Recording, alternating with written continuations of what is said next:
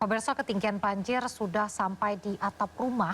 Seorang warga merekam SMPN 1 Teluk Jambe yang terendam banjir parah. Masjid ruang guru, tinggal kentingnya doang yang kelihatan. Ambil hikmahnya, ambil indahnya. Tah, ieu tihang net poli sesesa kieu tah. 40 cm. Tinggal hitung we jerona sakumaha. Muter balik, no. Balik. Aya kabel untung kalinya. Kalapang. Kayu itu, kudiling. Kalau di talat kapal. Ita. Boset tadi yang boset. Kayu.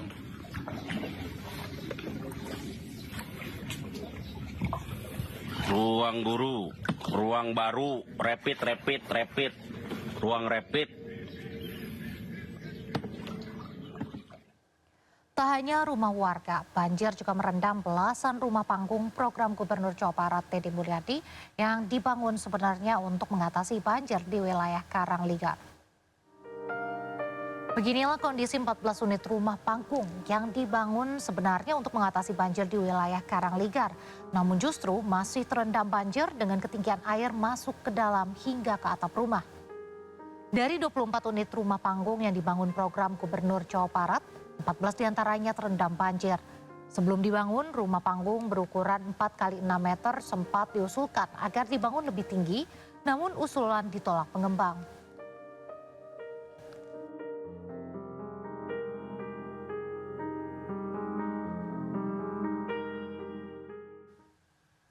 Pemirsa, tidak selamanya bencana banjir menyisakan kesedihan bagi warga yang terdampak. Di Gunung Sahari, Jakarta, warga justru menjadikan kawasan banjir sebagai wahana bermain.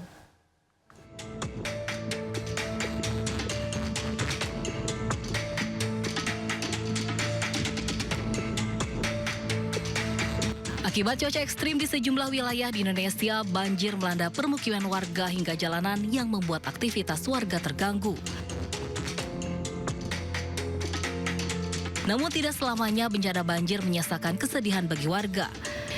Di Jakarta, alih-alih pusing memikirkan rumah mereka yang terendam air, para remaja hingga orang dewasa di kawasan Jakarta Pusat ini malah asik bermain di genangan air.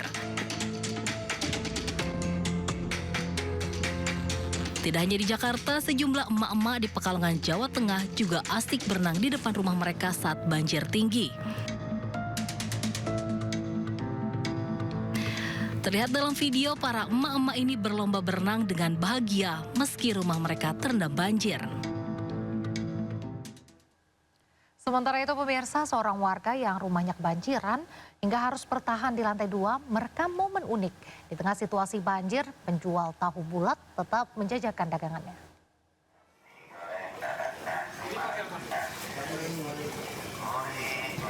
Nah, pemirsa, seperti inilah kerja keras seorang penjual tahu bulat yang tak padam meski kebanjiran. Di tengah banjir yang melanda di beberapa wilayah Jakarta, warganet merekam seorang penjual tahu bulat yang tetap berjualan. Beberapa komentar menulis, tahu bulatnya hangat tapi abang tahu bulatnya kedinginan. Semangat terus untuk UMKM Indonesia.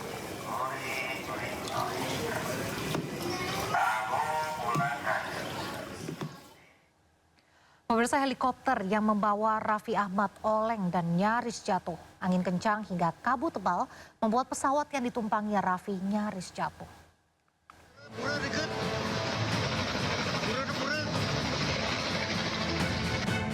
Detik-detik saat helikopternya oleng dibagikan Raffi Ahmad melalui akun Instagramnya. Saat itu, Raffi bersama pengusaha asal Bali, Gusti Ngurah Anim, terbang menggunakan helikopter menuju Bali Utara. Bahaya.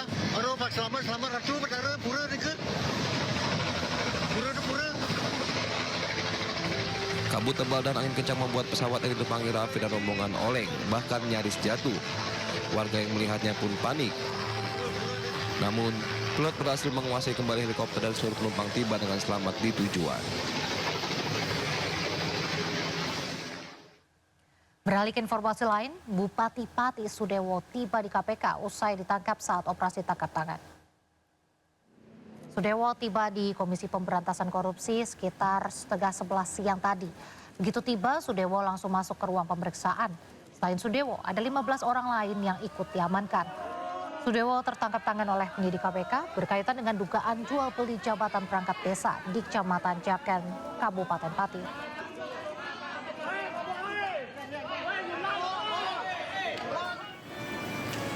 Sebelumnya, Bupati Pati Sudewo tiba di Bandara Soekarno-Hatta, Tangerang, Banten pada Selasa pagi usai terjaring operasi tangkap tangan KPK. Sehat Pak De. Dari mana? Pak Bupati, sehat Pak. Menyampaikan apa adanya aja nanti. Tidak boleh berbohong dengan KPK. Ya, menyampaikan keterangan apa adanya saja nanti. Tidak boleh berbohong dengan KPK. Nggak boleh berbohong Pak ya. Tidak boleh. Pak, adanya dugaan itu benar nggak sih? Oh ya, nanti aja nanti. Biar KPK bekerja dulu. Mungkin ada pesan Pak buat masyarakat Pati, Pak. Masyarakat Pati tenang. Harus fokus menangani banjir. Kita ke informasi berikutnya, sidang kasus dugaan korupsi tata kelola minyak mentah dengan terdakwa Muhammad Keri Adrianto Riza kembali digelar. Sidang seharusnya menghadirkan mantan komisaris utama Pertamina, Basuki Cahayapurnama alias Ahok, hingga mantan Menteri SDM Ignatius Jonan sebagai saksi, namun keduanya absen. Selain Ahok dan Jonan, Wakil Menteri SDM periode 2016-2019 Archandra Tahar juga berhalangan hadir dalam sidang di Pengadilan Tindak Pidana Korupsi Jakarta. Ahok, Jonan, dan Archandra merupakan 3 dari 9 saksi yang dipanggil JPU dalam sidang anak Riza Khalid ini. Jaksa pun meminta waktu tambahan untuk menghadirkan ketiganya dalam sidang selanjutnya.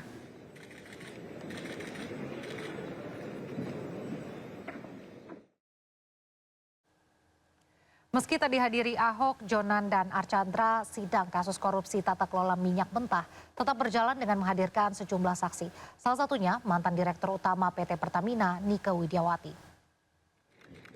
Dalam kesaksiannya, Nike Widiawati memberikan keterangan terkait kerjasama antara PT Pertamina dengan Terminal BBM PT OPM milik terdakwa Muhammad Keri Adrianto Riza. Nike menjelaskan kontrak kerjasama tersebut diteken pada 2014 sebelum dirinya menjabat.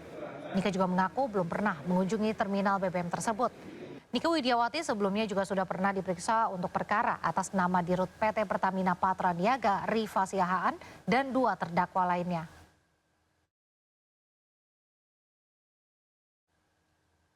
Pemirsa, PT MNC Vision Networks Tbk bersama MNC Peduli dan Metropolitan Mall Bekasi menggelar kegiatan donor darah yang diikuti oleh pengunjung dan karyawan mall.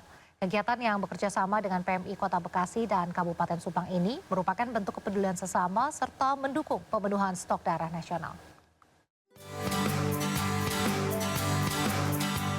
Para pengunjung dan karyawan Metropolitan Mall Bekasi, Jawa Barat sangat antusias mengikuti aksi donor darah. Kegiatan ini digelar PT MNC Vision Network Tbk bersama MNC Peduli yang berkolaborasi dengan PMI Kota Bekasi dan Kabupaten Subang serta Metropolitan Mall Bekasi. Kegiatan donor darah ini juga menjadi bentuk kepedulian dalam membantu sesama khususnya bagi masyarakat yang membutuhkan darah. Saya lihat tidak hanya pengunjung tapi juga para penjaga-penjaga toko ikut berpartisipasi. Begitu melihat mereka langsung masuk dan daftar. Jadi ini kegiatan yang amat sangat bagus kalau bisa lebih dikembangkan lagi, bisa mencapai jangkauan Cikarang, Cilengsi, Cibubur dan sebagainya. Terima kasih kepada MNC Vision Network dan MNC Peduli atas kolaborasi dan kerjasama yang sangat luar biasa dengan Metropolitan Mall Bekasi. Ada target sekitar 250 kantong darah dan saya yakin bisa tercapai. Aksi kemanusiaan yang diinisiasi MNC Vision Network dan MNC Peduli ini juga untuk membantu memenuhi kebutuhan stok donor darah nasional, khususnya di Kota Bekasi, Jawa Barat. Ini sangat memudahkan masyarakat Bekasi untuk bisa berpartisipasi donor darah di Metro Bekasi. Lalu tentunya terima kasih kepada MNC Peduli, MNC Vision Network, serta Metro Bekasi karena sudah mengadakan kegiatan yang sangat positif untuk warga Bekasi. Aksi nyata dari PT MNC Vision Network Tbk bersama MNC Peduli ini diharapkan dapat terus hadir memberikan manfaat dan berdampak positif bagi kehidupan masyarakat.